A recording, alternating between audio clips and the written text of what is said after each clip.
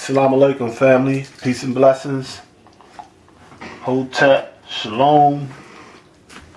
Salam Allah to the true and living supreme angels on earth, dedicated to Master Fard Muhammad, Allah, God in person, and his first, last, and only messenger, the most honorable Elijah Muhammad.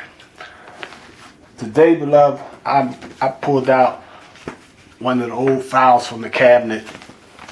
It's an old tome I wrote about almost like 20 years ago. It's called Blackmail. How to counter counterintelligence. Protect your constitutional rights against extreme patriot acts by Alifullah. I can't go into the whole book, it's too tedious, but somewhere in the near future, inshallah, Sakim will try to make this available to the general public. But what I did do, I just pulled out 3 short tips, if you will, from page number 23, 24, 37, and 66. Alright. Now let me put this in context for you, if you will, especially for the younger generation. Cointelpro, or the counterintelligence program, now known as the Patriot Acts, was and is and shall be the 10% rich government's mythology to usurp and destroy the peoples, not just black people, but white people too, poor people, Hollywood, rich people, educated people, uneducated people, but basically deprive people of their constitutional rights and amendments to be secure their persons, to be able to cross-examine evidence and witnesses used against us, to stop the rise of a black messiah, as Edgar Hover put it. So they use it for all kinds of things.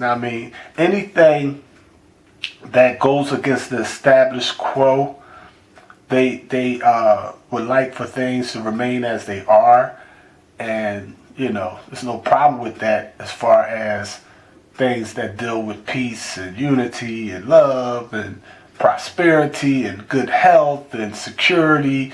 But when it comes to injustice, when it comes to our political prisoners of war, when it comes to racism and sexism and classism, when it comes to the 500 years of imperialism here in the wilderness of North America, they simply are not willing to give reparations. They're not willing to, as they always tell us, they're not willing to accept responsibility for their actions and deeds.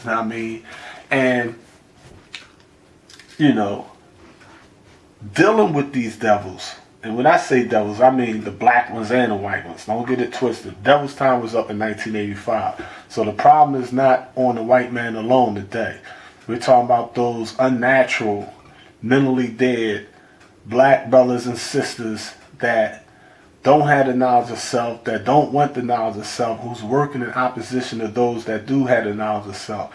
They're in the nation, they're out the nation, they're Chinese, they're Puerto Rican, they're Boricuan, they're Arabs, they're Japanese, they're Indians, they're straight, gay, young, old, rich, poor, you name it. So God is not a respecter of persons. So you can't just, run with anything nowadays. You got brothers that have on crack FY uniforms and they cold FBI agents.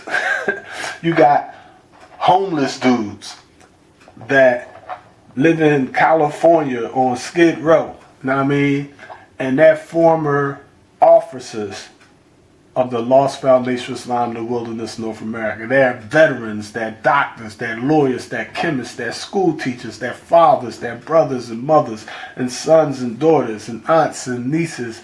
It's just ridiculous nowadays.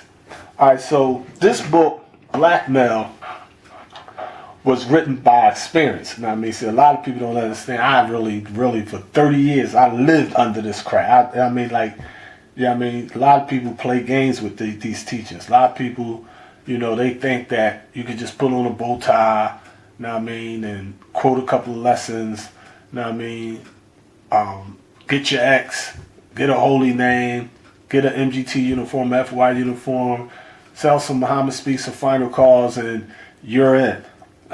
Listen, if you really teach the undiluted, raw teachings of Messenger Elijah Muhammad in America or on this planet, you have to understand the penalty is physical, economical, political, social death.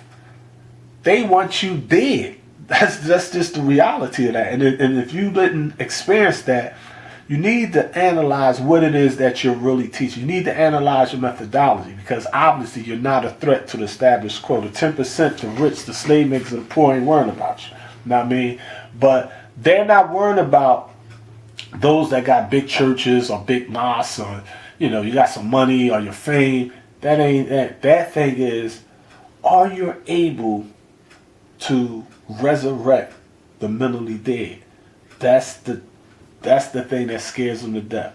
If you can resurrect the mentally dead with the teachings of God Himself in the person of Master Muhammad, His first, last, and only messenger, Most Honorable Elijah Muhammad, and you're able to navigate in such a way that Yaquub's law of divide and conquer don't make you go against Farrakhan or Salas or Jeremiah or Avery or the true followers of the messenger. Now, I mean, you're able to stay focused, and like if it's about unity, if it's about unity without uniformity, is black, brown, yellow, red, and white fighting oppression, I'm right there on the front line. You know what I mean?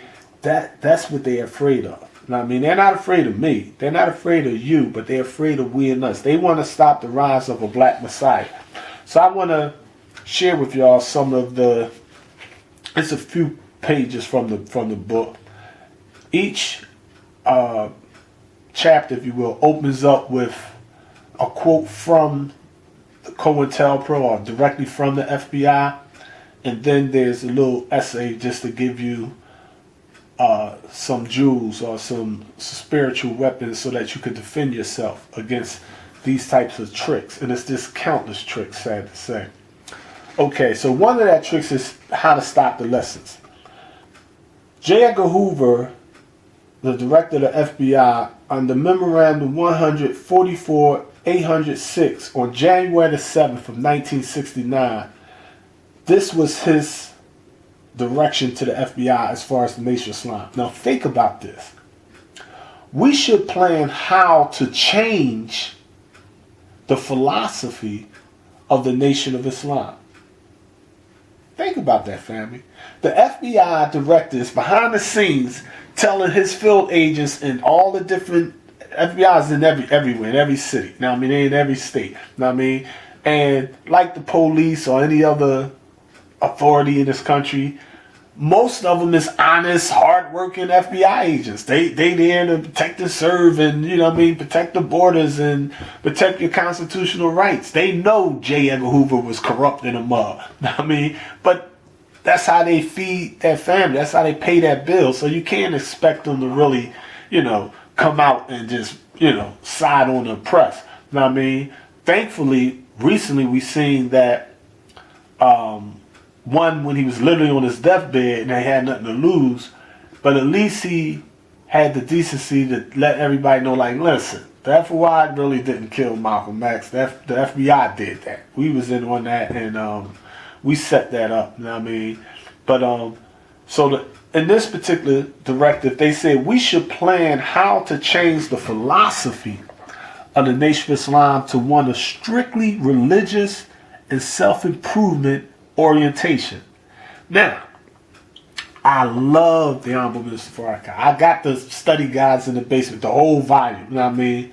But you have to understand, the FBI ain't worried about that. They want the Nation of Islam. They like, yeah, I personally experienced it. As I've been a minister for 40 years in the Nation of Islam. I would go to a certain camp and literally, I remember back in 1993 coming in Greatest for it. And the FOI was assembled, I mean, and I didn't tell them who I was, and I ain't doing no eagles crap, you know what I mean? So I'm coming in as a brother, just sitting back, just observing, really listening, see, you know, what they working with, you know what I mean? And they had the FOIs deep into like final calls and study guides. I had no problem with that, but what I had a problem was they wasn't studying their lessons. They wasn't studying Message to the Black Man, Fall of America, Our Says Rob, How to Eat to Live. They didn't know the messenger's divine and direct teachings. They knew all kind of stuff from Farrakhan tapes, final calls, and as ministers we can add on. Yeah, we, you know what I mean, that's that, you need that too. That's like hadiths in the Sunni religion. You know what I mean? But you don't take hadiths over the Holy Quran. You don't take the sayings of the ministers, captains, and secretaries over the original divine direct teachings of the messenger. So, you know, when I would present to them quotes from Messenger Elijah Muhammad, a lot of brothers really was like confused, like, what you talking about? I mean, like Scooby-Doo, what? I mean, what you talking about, Willis? One of them type Jones. You know what I mean? And it was so comical, you know, one brother, real good brother, he was the captain at the time, and he come to me, you know, a lot of captains they real militant, so he like, brother, you know your lessons? Like, yes, sir. Which lessons you know, brother?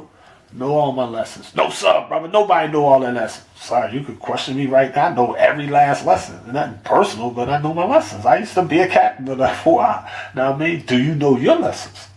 He didn't know his lessons. I mean, but the minister, I'll never forget, beloved brother Raymond, who passed, blessed and peace be upon him. Raymond was like, brother, you can't be teaching the lessons of Elijah Muhammad. That was for the past, brother.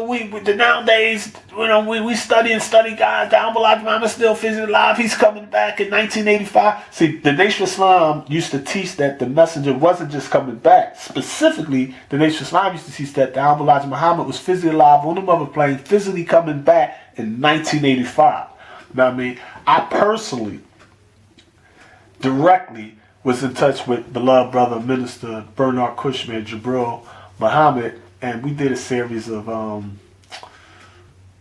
letters. Basically, he wrote, is it possible that Elijah Muhammad is still physically alive? I wrote, is it possible that Elijah Muhammad is still physically dead? And me and him always had the utmost love and respect as brothers, but we just differ on that principle. And that's the principle he taught to the Honorable Minister Farrakhan to help Minister Farrakhan stand back up and resurrect the lost foundation of Islam. I never believed Honorable Elijah Muhammad was coming back in 1985. He didn't come back in 1985. He didn't come back in 1995. He's not coming back in 2005. He's not coming back. You know what I mean? But there are people that believe that he is still alive. And my thing was the premise was wrong. When you look at the messenger teachers table talks of the Honorable Elijah Muhammad on the possibility of a thing, or the impossibility of a thing, he teaches us that Master Farah Muhammad explained to him, there's nothing impossible to God, bro. He said, bro, we don't believe in impossible. And then how can something be impossible when we live in a universe that once upon a time it didn't exist, and now today it exists? That right there takes away the impossibility. How can this or that be impossible when the sun, moon, the stars, and the earth, and the insects, the ants, there used to be no such thing as an ant or a butterfly. Now you have butterflies flying around. They form cocoons. You have spiders that form cocoons and form perfect webs. Ain't nobody read a book or a lesson and learn how to spin a web. Ain't nobody teach bees how to make a perfect honeycomb. It's in that DNA. It's in that genetic code. It's in that atomic structure. The atom of mind sparks that in them. And here we are, the original people, black people, the highest form of life in the universe, covering 230 quintillion, 640 quadrillion miles. So how can this or that be impossible? Now, I mean, we learn from Lost Found Muslim lesson number 2 that all the history of Islam has never revealed anything that no one has ever been able to come back from a physical death. I love and respect the Honorable Brother Minister Jabril Muhammad, and he explains that he's not saying the Honorable Elijah Muhammad died and came back. He's real nuanced and specific and scientific in his belief. He's basically saying there was a plot to kill the Honorable Elijah Muhammad, and he escaped that death plot. And he uses the Quran and the Bible, which he raises some legitimate, good arguments. But when I juxtaposed what he was saying to what the messenger taught about himself and his own death, and the math and the events and the science that actually took place, and his physical health and his age and his heart condition, his diabetes and cataracts and things, that it just didn't add up to me mathematically. So I reached a mathematical different conclusion, and we basically reached the impasse where I explained to him, you can't challenge me to prove that the Honorable Elijah Muhammad is dead. You can't be like, oh, go to the graveyard and dig him up and compare his dental records. No. You go to the graveyard and prove that he is alive. It's you saying that the man is alive. You can't tell me, all right, well, if Santa Claus is not really in existence, prove to me why scratches on the chimney and who ate the cookies and milk and left the toys under the tree. I don't know who left the toys. It could have been the daddy. It could have been mommy. It could have been the uncle. Who knows? You know what I mean? But your challenge is to prove to me that you got some reindeer flying around over the moon. That's your responsibility. Call the mother plane down here. Can't do it. I can't do it. He can't do it. She can't do it. No one ever did it. No one will ever do it. You know what I mean? All the hell we went through. I seen death, real death, a lot of times. The mother plane never come save nobody. The mother plane come save the messenger. The mother plane ain't come save Master Muhammad. The mother plane come save Malcolm X. The mother plane save Sister Clara Muhammad. None of that. Know what I mean? That don't mean that we don't believe in the mother plane. It's just that there's a difference between belief and knowledge. Okay. So one of the things the FBI is cognizant about is, in order to destroy the Nation of Islam, you can't destroy the soldiers. You can't destroy the FOI and MGT. You can't destroy the money. You can't destroy the politics. You can't destroy the consciousness. You have to simply change the teachers. Put a virus in them teachers. You know what I mean? Take them out that reality of God. Take away the white man as the devil. Take away the black man as God. Take away heaven and hell is here on earth. Now you got them. Now they going into Orthodox Islam. Now they turning Sunni. Now they turning Christians again. They getting spooked out their mind. They left the lessons alone. The lessons are blessings. We need those lessons. Boy, oh boy. We should plan how to change the philosophy of the Nation of Islam to one of strictly religious and self-improvement orientation, deleting the race hatred and separate nationhood aspects. That was February the 7th of 1969. Messenger Elijah Muhammad warned his national minister to make sure the believers were studying their lessons, because the lessons will keep the spirit of life in us. Many FOI and MDT ignore the lessons or blessings. Some people try to justify their slackness, weakness, and wrongdoing by claiming they know their lessons, but they cannot recite them. Our lessons teaches us a Muslim should not make unnecessary excuses. Each believer should study their lessons, practice, and enforce them. The philosophy of the Nation of Islam is already watered down to, quote, strictly religious and self-improvement orientation. Lesson. Only the raw, direct teachings of Messenger Elijah Muhammad will keep us well rooted in the true faith. We were never taught race hatred, as the FBI claimed. We were and are overcoming our 6,000 years of European racism on the black, brown, yellow, and red nations on this earth. If we were kidnapped from our own nation and are now so-called free, why shouldn't we seek to return to our own nation? White Americans are proud to be independent from Great Britain. European Jews considered their separation from Germany and some land to call their own a gift from God. Why is it considered wrong, evil, or radical for the so-called African Americans to desire peace, unity, autonomy, prosperity, security, freedom, justice, and equality? Now, this is another trick from the FBI. This was from the June file on Elijah Muhammad on December the 6th. It says, on December the 6th, this is how they start rumors in the Nation of Islam. You know what I mean? Backbiting, badjacking as they call it. On December the 6th, James Bland sent a Cointelpro suggestion to Sullivan. Now, Sullivan, years ago, like 40 years ago, I read his book, My 30 Years with Hoover or something like that. I remember it was a blue book I had. This is back in like the 80s or something, early 80s. My 30 Years with Sullivan, and he talked about all the big cases Good book, excellent. I love it. But I remember two main things. One, he break down how this bank robber went in the bank when computers was first become processors, and he wired like $1 billion to his bank account and sent it to California. Once it got into the bank in California, he sent it to Europe somewhere, and he got on a plane, went over Europe, got the money, bought all these diamonds, came back to America, told his neighbor or something that had a jewelry store, look, I got all this money, I need to wash it. Let's me wash it through your jewelry store. I got all these diamonds. You sell them dirt cheap. We split the money up, and the neighbor snitched on him. They explained that if the neighbor didn't rat him out, if you will, they would have never knew about it, because the money, when the people at the bank seen that it's $1 billion in the account, it has to be a mistake. So they simply deleted it. So they would have never even considered it a crime. I mean, and the other case was the murder moss, as they call it, I believe it was. But they talk about the FOI and MGT at Philadelphia Temple number 12 with Brother Mr. Jeremiah Shabazz and the whole so-called Black Mafia thing. Now, these so-called Black Mafia brothers, these are people that I grew up in their neighborhoods. I was in the belly of the beast with them. I was cellies with some of them.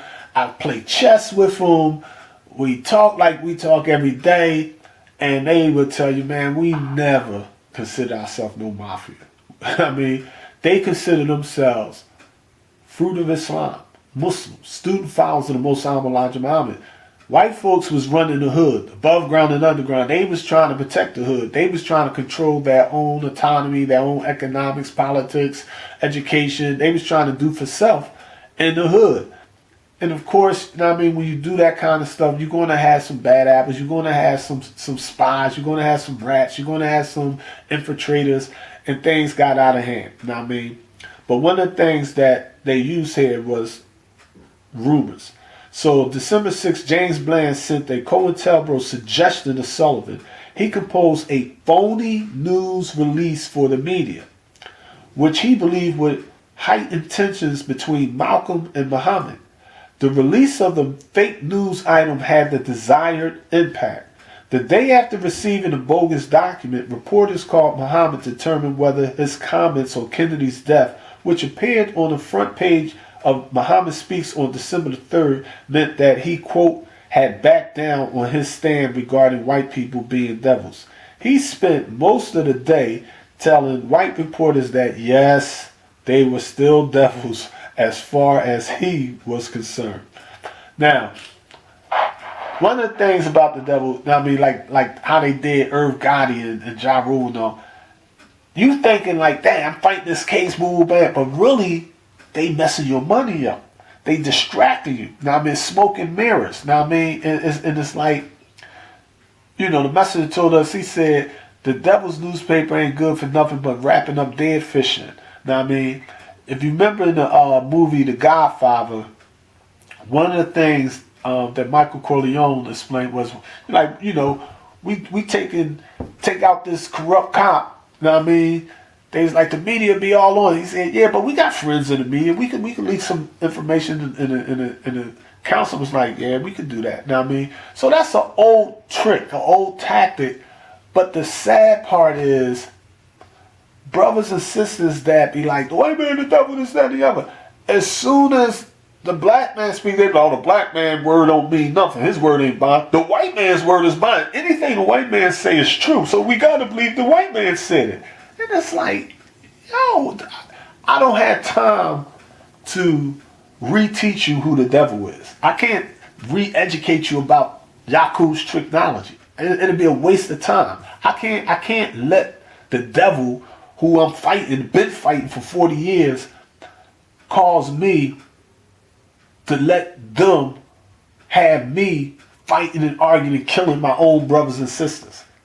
Because they know, like, okay, well, I'll leave, you know what I mean, you know, the Supreme Angel, you know what I mean, AA, got Death Angels, all of them, got brothers sending letters to me like, yo, you want me to take this, to handle this, want me to take it? I'm like, man, we ain't, no. Stand down. I'm not even going to speak on it, because you can speak wrong and someone can misinterpret what you're saying. That's how they got Malcolm killed. Now, that's how they got the father killed. Now, I mean, so you can't let Yaku's law, divide and conquer, come. It's like you got to be like, just take the slings and arrows and just keep the pieces. Like, okay, let them go ahead. They'll catch up to the spirit wisdom down the line. Now, I mean, it might take them 5, 10, 20 years before the devil admit, like, yeah, we setting them up the whole time. Y'all dumb jokers went for it. Now, I mean, but this is part of the tricknology. Now, I mean, I'm not even going into the whole thing. I'm just reading y'all the FBI joints. This wiretap right here that was admitted and revealed on June of 1959. This is where the messenger basically was disputing with Malcolm X, and he told Malcolm, like, listen, man, you're going to destroy the whole nation of Islam messing with the devil's news people. You know what I mean? Malcolm thinking like, oh, we do this, we can raise more mentally dead, get more money, more fame. It's a trick. You don't understand war. You don't understand. You got to take the uphill battle. We're going to be broke. We 5%, we poor righteous teachers. Yeah, we can get money, but you get the money, you get crazy. You can take over the streets and be like, yeah, we run the streets, we got all the packages, and you starting to snort the packages. You're injecting the packages. Now you're robbing each other over the pack. You're killing each other over the pack. You destroying the nation of Islam. You got to be careful what you wish for. It's careful what you pray for. Careful what you strive for. So this is how this 1959 wiretap went. All right. The messenger warned, they will take the honesty and the fairness of the thing and mix it up. So the best thing to do, according to Messenger Elijah Muhammad, is, quote, in 1959, stay away from it. This was one of the dirtiest tricks in the world, according to Messenger Elijah Muhammad, when he warned Malcolm X to avoid the devil's media. Now, I mean, he explained to him, brother, them flashing lights, and I seen it happen to so many ministers. Now, I mean, they like boom, boom, boom. Oh man, all the media. I'm that dude. Look, I'm the man of the year. Look at me, fam.